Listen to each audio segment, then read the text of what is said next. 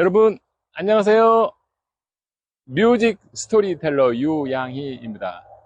유양희의 음악 이야기, 노래를 배우는 곳이 아니에요. 그리고 연주하는 곳은 아닙니다.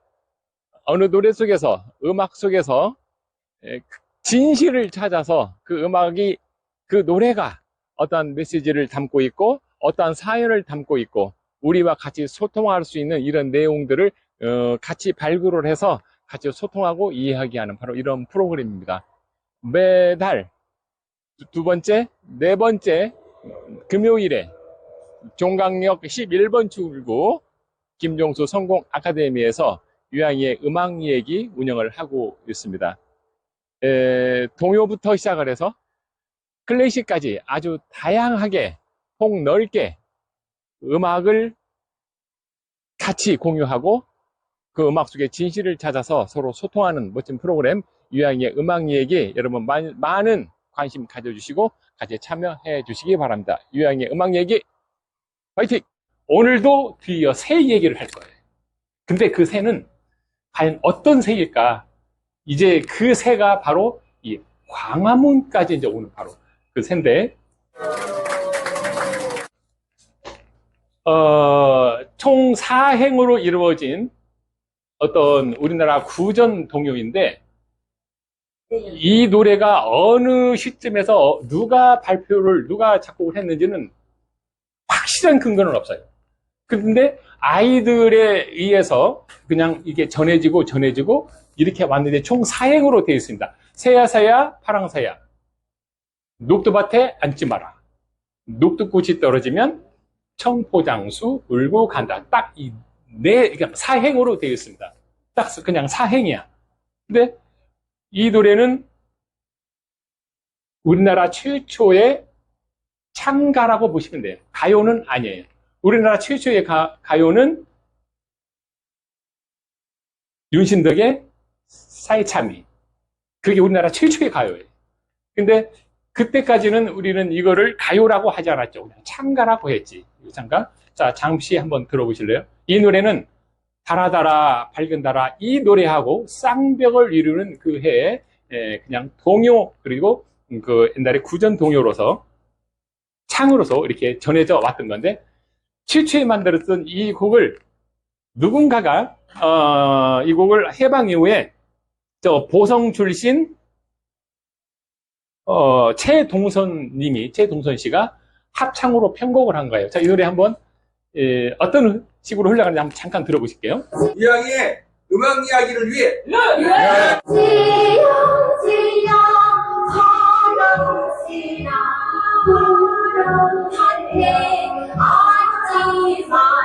노래 잘 들어보면요, 이 형식을 뭐라고 하냐면 푸가라고 그래.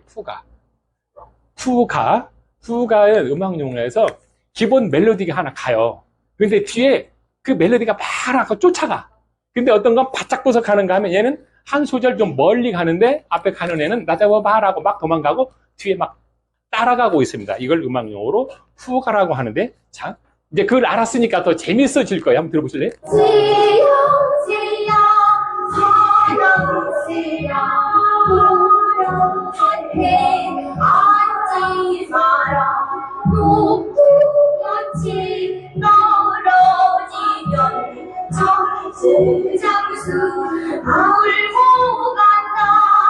그러죠. 뒤에 막 뭐가 따라가죠. 이런 형식을 푸가라고. 그러니까 이제 쉽게 옛날부터 뭐 돌림 노래 이렇게 이야기를 하는데, 푸가 뒤에서 굉장히 많이 따라가요. 근데 이 노래가 그 남편을 위해서, 그리고 그 돌아가신 분들의 그 유족들이 이 노래를 만가로 불렀대요. 만가. 그러니까 만가라는 것은 우리가 말하는 레퀴엠이에요. 또 쉽게 얘기해서 장송곡. 레퀴엠이라는 거는 죽은 자의 영혼을 달래기 위한 미사 음악을 레퀴엠이라고 하고, 또 가끔씩은 그거를 진혼곡이라고 이 얘기를 하고, 그리고 장송곡 내지는 사람이 죽었을 때 부르는, 그런 만가라는 거는 이 전투에서 새야 여기서 어느 전투가 이제 나옵니다. 여기서 전사한 그 남편과 그러니까 우리 그 군과 군인들을 위해서 가족들이, 유가족이나 아내들이 불렀던 건데, 상역군들이 이 노래를 부르면서 슬프게 상여를 메고 이제 이 노래를 했다는 거죠. 원단은 이렇습니다. 그냥 새야 새야 파란 새야 녹두밭에 앉지 마라. 이 노래의 특징이 있어요. 잘 들어보면 떨어지면 청부장수 울고 간다. 이렇게 좀 나오죠. 이 노래의 특징이 있습니다. 자, 보실까요? 새야 새야 아리랑 도라지 타령 달 타령. 중심열을 처음에 시작할 때 첫 마디를 계속 강조를 하기 위해서 반복을 합니다. 새야 새야 파랑새야, 새야 새야 파랑새야. 아리랑 아리랑 아라리와 아리아리 스리스리 아라리가 났네. 그죠? 도라지 도라지 백도라지 도라지 도라지. 그리고 달아달아 밝은 달아.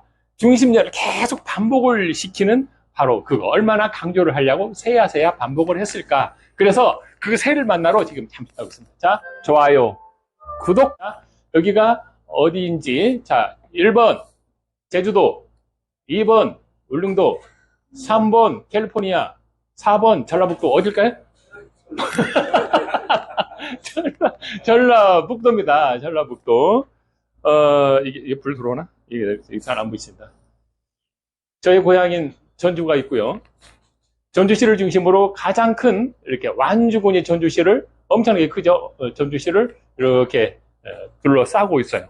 그리고 우리 이쪽 우리 아카데미의 조병헌 회장 고향인 바로 완주군, 저희 고향인 전주, 그리고 우리 동네 친구분 윤호님 고향인 바로 남원, 오늘 오신 우리 이진행 작가님 그 고향인 임실군 오수면, 맞죠?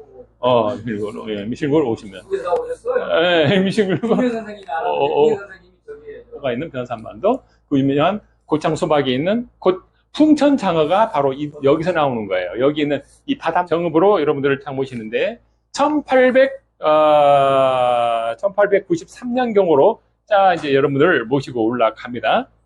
자, 근데 이제 거기는 가장 중심, 지금 정읍시라고 되어 있는 고부군입니다. 고부군에 어떤 아저씨 한 분이 부임을 해요. 고부군에, 누굴까? 1893년에 고부군에 조병갑이라는 군수 한 사람이 부임을 쫙 합니다. 근데 부임을 쫙 하는데, 부임을 하자마자, 자, 그때가 언제냐면, 고종 30년, 1893년에 전라도, 그러니까, 고부군이라는 것은 지금의 정읍시예요.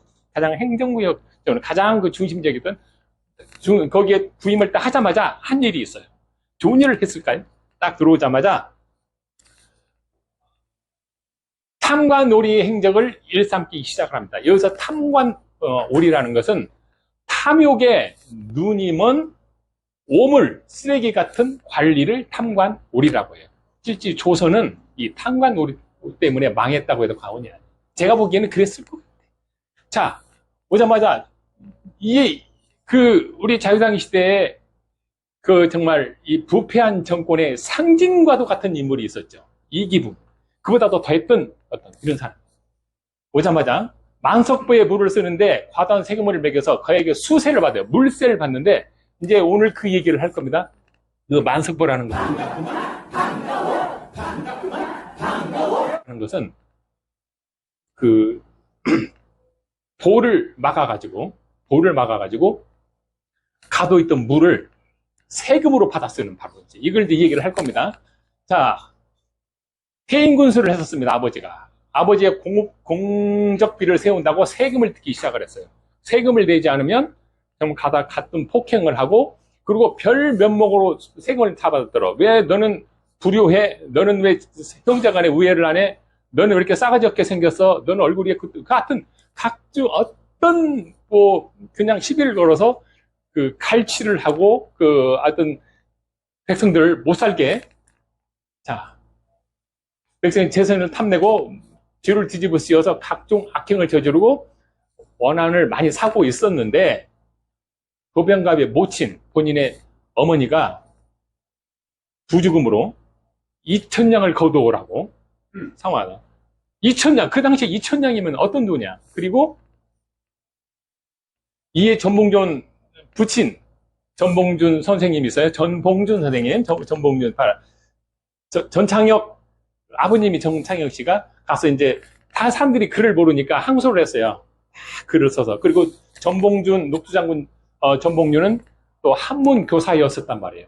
글을 모르는 무식한 사람들인데 아버지가 드디어 군수를 찾아가서 이러시면 아니 됩니다. 그리고 이 많은 세금을 걷어서 정말 이 물건은 뭐냐면 지금 동진천과 정읍천이 이렇게 흘러서 여기서 만납니다. 여기에다가 돌을 만들어 버리는 거예요. 이게 돌 멀쩡한. 근데 여기는 이 동네는 최고의 곡창지대잖아요. 이 호남평이라는 이 지평선이 보이는 곳이잖아요. 자, 익산부터 저 망정 그 줄기줄기 섬진강 줄기줄기 거쳐서 여수까지 차 가는 거 보세요. 얼마나 그 김제평화 보면서 가면 정말 기가 막히죠. 자, 여기다가 이렇게 볼을 세워가지고 볼을 싸가지고 만석보 이거를 지키기 위한 세금을 이제 걷는데 그게 쌀 만석을 걷어들이는 거야. 여기서 낸 사람들은 여기에 세금을 낸 사람들은 앞으로 물세를 받지 않겠다라고 멀쩡한 곳에 돌을 띄우는데 만석이라는 것은 쌀 만석을 세금으로 걷어들이고 도 합성어죠. 만석보를 여기다 세웁니다. 그러니까 이 사람들이 그래도 이제 약속을 그렇게 했겠죠. 여기서 세금을 쌀을 낸 사람들은 물세를 내지 않아도 된다. 근데 그거는 헌식차처럼 다 버려버리고 세금을 계속 거두니까 전봉준 선생 부친이 드디어 찾아갑니다. 찾아가서 항의를 합니다. 전봉준이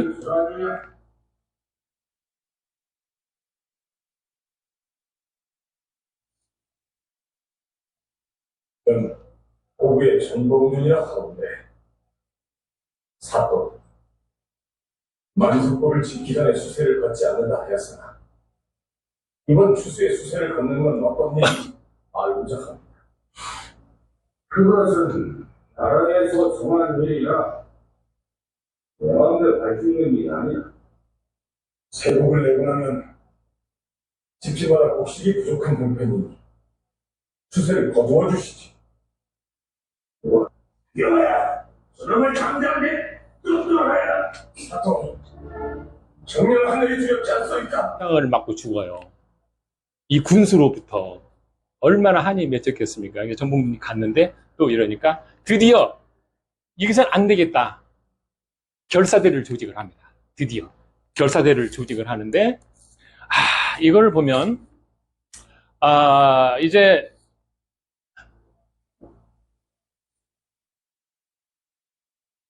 (20명의) 결사대를 조직을 하고 사발통문을 쓰게 됩니다. 사발통문. 그리고 제1번 고부성을 격파하고 조병갑의 목을 벤다.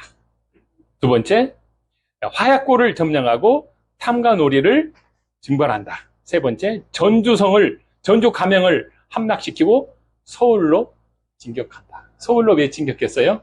민시정권을 무너뜨리겠다는 바로 그거죠. 근데 탐관오리들이 그렇게 썩어 있었죠. 자, 여기서 보면 정말 그도 의미가 있었습니다. 사발 둥그런 것은 우리는 다 같이 평정하다.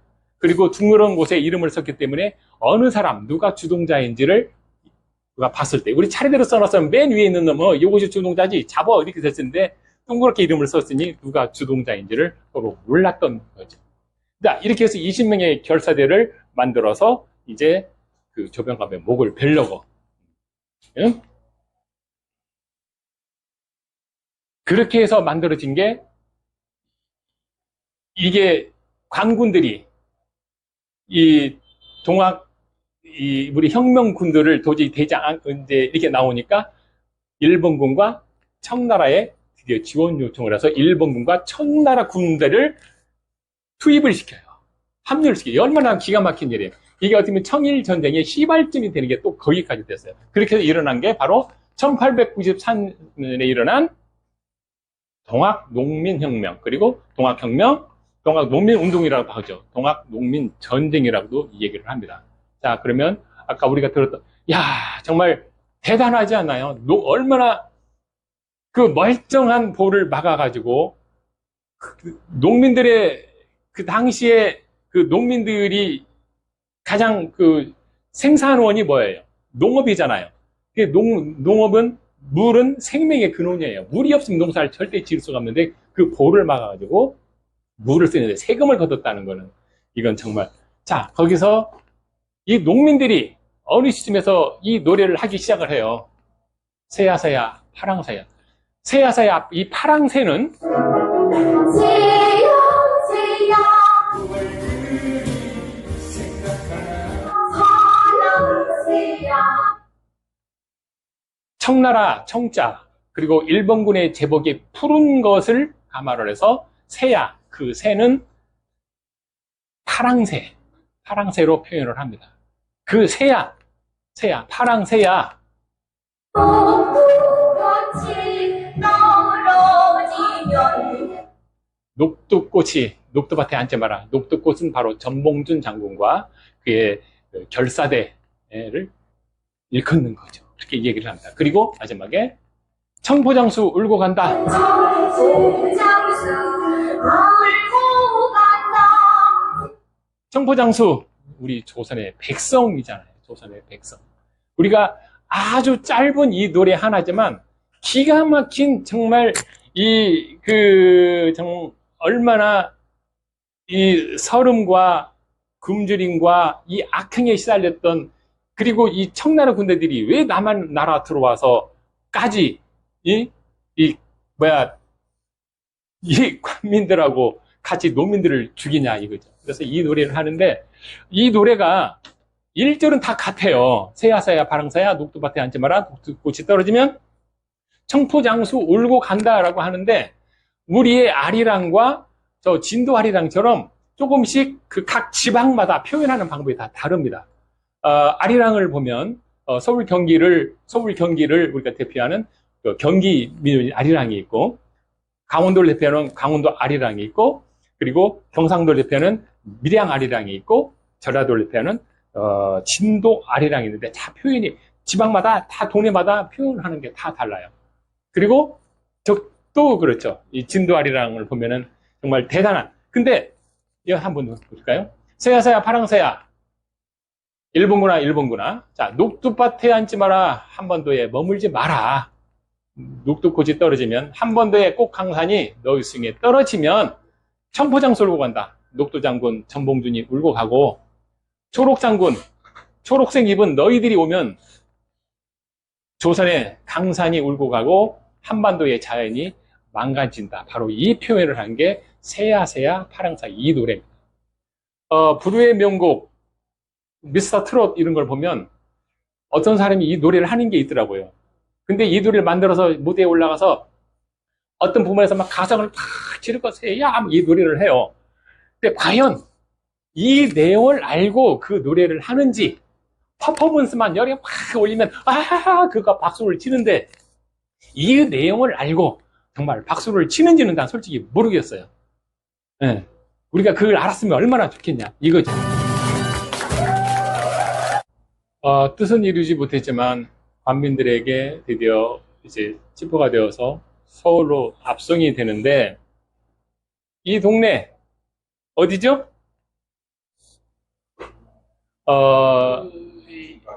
바로 종각에 있는, 종각역 5번과 6번 출구에 있는 이제 전봉준 님의 동상이 있어요. 예, 거기에 그 5번 출구 영풍문고 바로 그 앞이고, 거기에 이제 잡혀와서 옥살이를 하다가 바로 그 자리에서 처형이 됩니다. 그 자리에서. 그래서 지금 여기 좀 보이죠? 아까 그 전옥서가 그 자리에 있었는데 거기서 처형이 되고, 그래서 아까 제가 우리 이 동네인데, 이 동학혁명에 정말 얼마나 정말 대단한 이 농민들을 위해서 그 불꽃을, 그래서 제가 아까 가서 사진을 일부러 찍고 온 거예요, 여기가. 일부러 가서 사진을 찍었어요. 예. 그러니까, 이를 보면, 그래, 열심히 해, 그러는데, 이렇게 보니까 너 살 좀 쪄라, 그러는 것 같아. 너 살 좀 쪄라, 그러시는 것 같아요. 이렇게까지 됐는데, 이제 뭐, 바로 조금만 걸어가면 5번하고 6번 그리고 사이에 이게 있습니다. 전봉준 님의 동상이. 그 뜻은 이루지 못했지만, 정말 암울했던 그 시절에 이 불꽃 하나가, 이 종로까지 오고 광화문까지 왔던 거예요, 그곳이.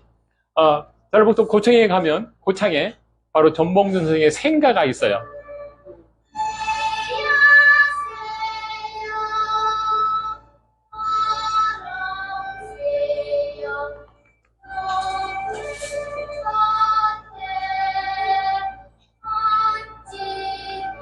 지금까지 우리가 봤던 그 새는 희망의 새고 아름다운 새였잖아요. 파랑새가. 근데 여기서 말하는 이 파랑새는 일본군이었습니다. 일본군. 왜 녹두밭에 앉아가지고, 청포묵의 원료가 녹두인가요? 그렇죠. 녹두 가루 분말로 만든 게 청포묵이에요. 그래서 그 꽃이 떨어지면 근데 제가 전에 이 클래식 이 얘기를 좀 할 때, 클래식이라는 거는 음악 장르라기보다는 오래되었어도, 제가 쓰고 있는 얘가 정말 오래되었어도 수백 년 전에 썼던 거고 가치가 있으면 고전의 가치, 그게 바로 클래식이라고 얘기를 한 적이 있습니다. 이 노래를 새야 새야 파랑새야 만가로 썼던 장혁군들이 이 동학혁명에서 전사한 어떤 병사들을 보고 장군들이 실피 노래했던 어떤 상위꾼들이 노래했던 이거를 이 소프라노 조수미가 이 노래를 딱 하는데 딱 듣는 순간에 이건 진짜 클래식이야. 이렇게 아름답게 만들었을까라는 생각이 딱 듭니다. 그래서 잠시 여러분에게 들려드리겠습니다. 그때 제가 이 서부 영화 중에서 그 옛날 서부에서 이런 웨스트 포너 타임 인 더 웨스트라는 그 서부 영화 딱 들으면 서부 영화가 이렇게도 아름다울 수 있을까? 아니, 서부 영화 음악이 한번 들려주실 거예요. 근데 이걸 완전히 클래식이야 딱 들으면 이렇게 새야 새야 파랑새야 이 노래를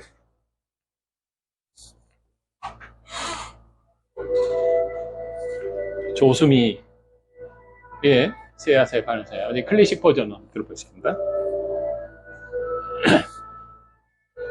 이 마디마다 표현을 기가 막히게 해요. 보면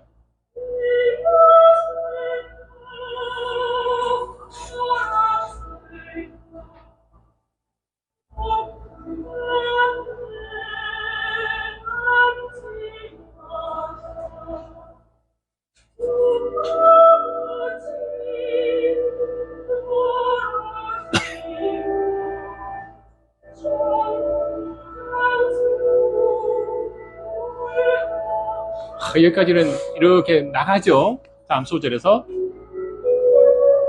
어떻게 변하나 봐요?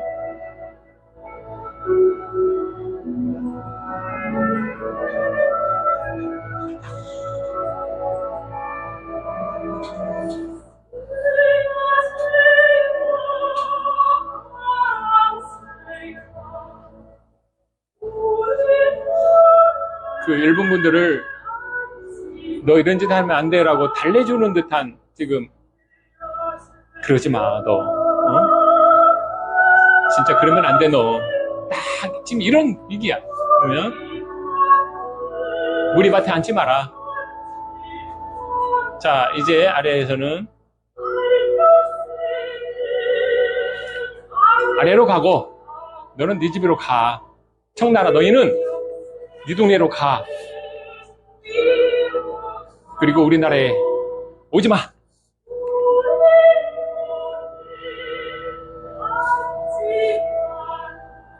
우리 밭에 앉지 마라. 우리 군 돌아가신 아버지, 엄마, 아버지,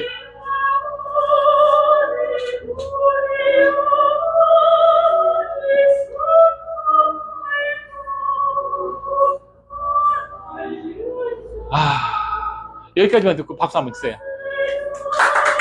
슬프겠습니다.